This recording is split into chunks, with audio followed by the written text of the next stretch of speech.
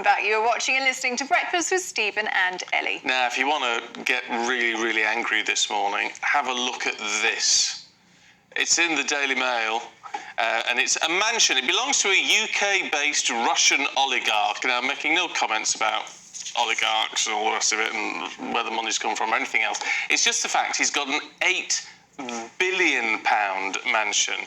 Apparently his friends, with whom I imagine he has a lot, most of whom probably don't like him very much, but that's what you do with rich people, isn't it? You just hang about in the hope you get a bit of cash. Or an invite to a party. An invite to a party. It says apparently he likes using his cinema room and reading books. Yeah, right. What else goes on in there? So I don't know. £8 billion. I just can't get my head around it. No, I can't either. Apparently the second biggest residential property in London, and it's second only to Buckingham Palace. Better have big grounds, that's all I say. I'd want massive gardens. I'd want a forest for that. I mean, from this bird's eye view vantage point, it doesn't look that big, does it? But from a different angle, it is absolutely palatial, as you would expect. That pond in the middle of the drive is probably the size of an Olympic swimming pool or something. It's probably, put it in perspective. It'd have to be for that price tag, wouldn't it? £8 billion. Is it built out of gold bricks? Need to see an interior view, don't we? Oh, yes, we do. The Sun shows a picture of Prince Harry on their front page. They say he's homesick and desperate to attend the coronation next month. See, I wonder where that's come from, because all these will they, won't they, and now it's all, he's desperate to come. Well, according to royal sources, he's been desperate to get hold of the king to have a chat about the plans for the coronation. But the king has been so busy, they've only had time for one conversation. But Harry is desperately trying to get If he's desperate to go, I bet he's in trouble at home with the missus. Do you know what? This story doesn't surprise me, though, because I think you must be quite bored in LA. Maybe. And this is the thing that keeps you relevant. This is what you know. This is what you love, or at least loved until a few years ago. Oh, I'll tell you what we love, and that's, of course, Queen Elizabeth. It's a lovely picture. Look at this. One of the last pictures, it was taken not long before she died, with not all, but some of the great-grandchildren. The Sussex kids aren't there, obviously. But it's a snap taken by the Princess of Wales. And I just think it's really nice because it's just partly because the Queen isn't grinning and, she's not smiling. And she's not like an official picture. She's just like little old granny who's doesn't quite know what's going on. There's snapping away around her. And it's because it's just like the pictures we've all got at home with our grandparents and things, isn't it? And I like that. It's just dead ordinary. Yeah, all stood round her, gathered round the sofa, and it just makes you miss her so very much, doesn't it? It's only when you see lovely photographs like that, natural family photos, and you realise what a loss, really. She was so loved. And little Louis as well, I've got a soft spot for him. See him over in the right-hand side of that picture. If you're getting your shorts out, just like David Hamilton has been doing, brace yourselves, because it might be nice and warm today, maybe even tomorrow. But we're gonna have an Arctic blast. So your knees are going to freeze, and then we're going back to a heat wave. That's according to the Daily Star this morning. We won't know whether we're coming or going. We will not. But we're in Britain, so what's new? We're joined now by David Hamilton, the radio legend, and writer Candice Holdsworth. Really good to see you both. David, let's start with you, shall we? A story in the Mail, a little bit different. It's the legend, Bobby Moore. His winning shirt has gone missing. Yes, Jeff Powell, who writes for the Daily Mail, is an old pal of Bobby Moore. Some of the other papers have this story as well, but I think it was Jeff who actually got it. And the famous red shirt from the World Cup in 1966, Bobby's wife Tina had it in the attic, and mysteriously it's gone missing, and somebody is now offering it for auction for a lot of money for charity. So who has nicked Bobby's World Cup shirt? Well, they must have got into the attic for that to happen. Well, they must have done, because it was in the attic. Tina had it there.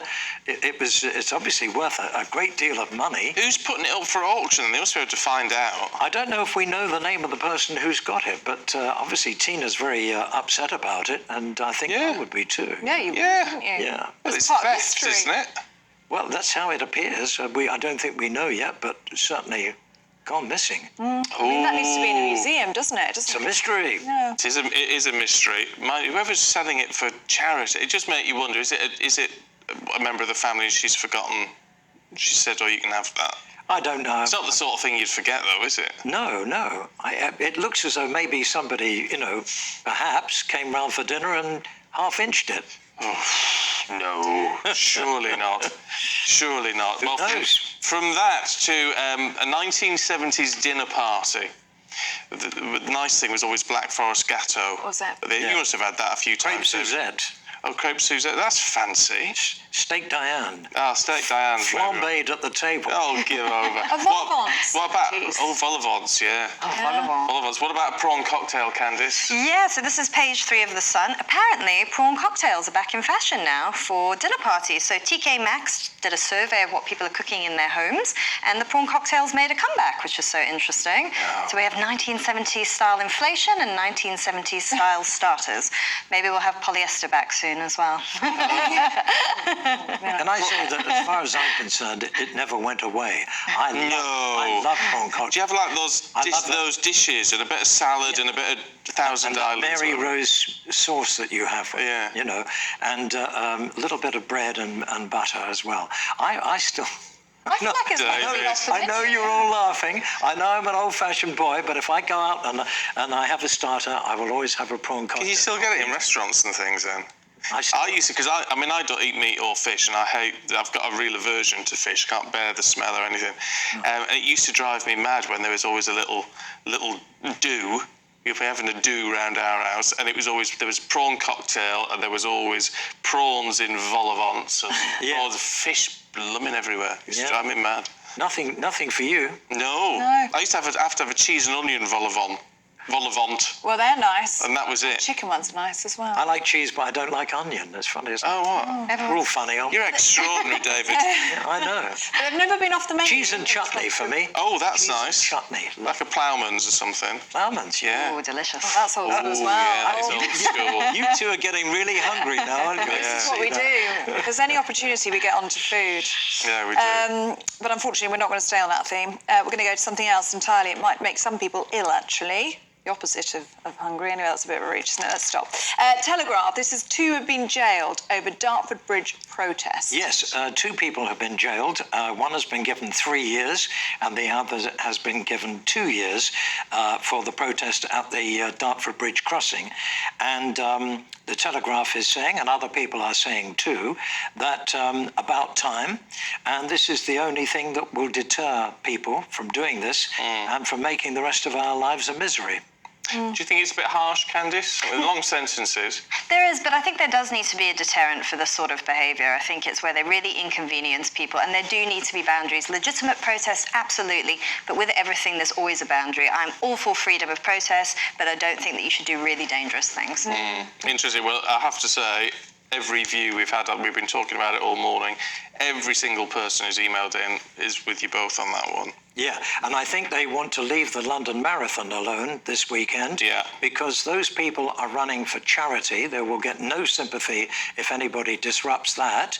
And also, these people have been training for a long time and take it very, very seriously. So I think any protest there needs to be wisely low-key. Don't interfere with the runners. Let's hope They're so. talking about this new campaign, this new style of campaigning. Candice, you were talking about it in the last newspaper review. They want to be peaceful and non-disruptive. They might want to heed your advice there, David. Yeah. Talking about the London Let's hope so. Marathon this weekend. Let's look at the Telegraph. And the boss of a company is quitting. That wouldn't normally make a headline. It does this because it's the boss of a company that grows meat. Yes. It's this new innovation in lab-grown meat. The chief executive of Ivy Farm Tech, Richard Dillon, he has said that he might quit the UK to move to the US because the food regulations are a little bit looser there when it comes to this particular technology, lab-grown meat. That's what you want, looser regulations when you're growing meat. Yes. So it's meant to be cruelty-free meat. So it's grown out of cells in the lab rather than slaughtering animals. I think all the big money is in the US. Here in Europe, there's a bit more suspicion around it. I think Italy's banned it totally. They think it's going to impact the food culture there. Personally, I think it's quite a good development. If I could eat cruelty-free meat, I'd be much happier. Yeah, but it's a bit like the GM-modified soya, isn't it? It's like, what has this actually got in it Yes, I think... that could affect our DNA, our genetics, our... I mean, from what I've heard, I mean, it's absolutely fine. It's just animal cells, just grown and cultured in a way that it resembles meat. It tastes like meat. It's exactly like meat. It is meat. I don't know if there's anything that can alter our DNA in it, as far as I know. I mean, I think people are inherently suspicious of things like that because it is so new and it is food, and food is so important to our well-being that people are conservative when it comes to it. But from what I've read about it, it's perfectly fine. It doesn't affect people's health at all. Would you fancy a grown steak Diane with your, after your prawn cocktail, David? I could give it a go. Would you? Yeah. Doesn't turn your stomach a bit? Wouldn't be quite the same, would it? No. You see, unlike you, I'm a meat eater, and I rather enjoy my meat. Would you eat meat? No. Cruelty-free and No. grown in a lab? No. No. Why sceptical about what's in it? No, it's not because I'm sceptical what's in it, but I don't want to eat. I'm not meat is murder. I'm not one of them, but I haven't eaten meat or animal fats or gelatin or anything like that for 45 years. So why would I start now? Do you ever get bored? I mean, No. I know people have a vegetarian diet, and I've tried it, but after a while I got a bit bored with it. No, it's all right. You can mix it all up. It's like anything else. It's anything else. But I just think people should eat what you want. If you want to eat grown meat or if you want to eat freshly slaughtered meat, help yourself. I don't have an issue with any of it. Only so many nut cutlets you can have. Oh, yeah. It's not the 1970s now, David. You see, that's gone. Nut cutlets have gone. Oh, you've moved on from that. Thank heavens, yeah. Yeah, so it's not so bad now. David, should we have a look at the Express now? And Yes. Strictly judges the latest bunch to get a pay increase. Yes, apparently the Strictly judges are up for a pay increase. I found this very interesting. BBC being very generous with their money once again. Oh, our money. And apparently Shirley Ballas, who is the head judge, she gets $500,000 a year. What? Whereas Craig and Oti are on about $200,000. So how come they're all doing the same job? Why is she getting $500,000? I mean, to me, the strongest star is Craig. I think he's got tremendous charisma, and I think he's the biggest star. So if I were him, I think I might have the hump if I was on 200 grand. Might you? Chance would be a fine thing. And Shirley was on 500, and they want more. And they want more. They want more. So that's before the pay rise. Yeah, and by the way, the dancers are paid only a fraction of that, and they're the ones who do all the hard work. So these judges probably have about 2 minutes of airtime each, don't they? Yeah. Saturday night. But they don't do that much. I mean, it's not exactly hard Got the work. week off, haven't they? Sitting behind a desk, and the people who are doing... Aye. It can be very hard work sitting behind a desk, David. Don't knock it. It can be, depending on the people you're on with, it can be quite tiresome, I'm sure. I'm sure they're worth every penny. Every 500 grand is a lot of money for that job. Why would they pay that? I mean, they're not going to go somewhere else, are they? Well, they might, but, what does it matter? I don't know. I'd never heard of Shirley Ballas till she started doing that. Unless she's... Incredible. There you go. Good money if you can guess it. Yeah, you'd do it for that, wouldn't you? Oh, yeah, good work if you can guess it, eh? Half the price. There you go. We should take over the panel. 7! We'd be a lot cheaper, wouldn't we? Yeah. Lovely stuff. Well. David, Candice, thank you very much indeed. indeed. Thank you very much.